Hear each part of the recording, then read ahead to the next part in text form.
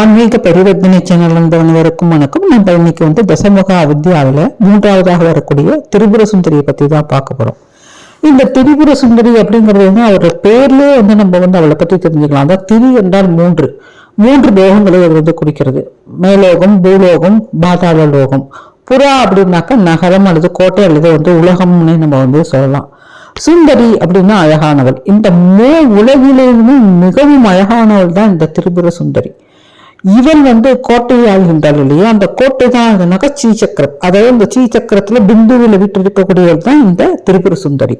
இந்த பிந்துவில் அவள் எப்படி வீட்டிருக்கின்றாள் என்றானாக்கா சிவனையே ஆசனமாக கொண்டிருக்கிறார். இந்த ஆசனத்திற்கு 4 கால்களாக பிரம்மா, விஷ்ணு, சிவன், ருத்ரன் தாங்கிறதாக சொல்லப்படுகிறது.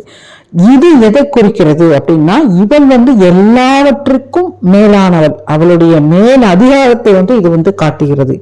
இதுதான் இந்த திரிபுர சுந்தரியினுடைய ஒரு வெளிப்பாடு.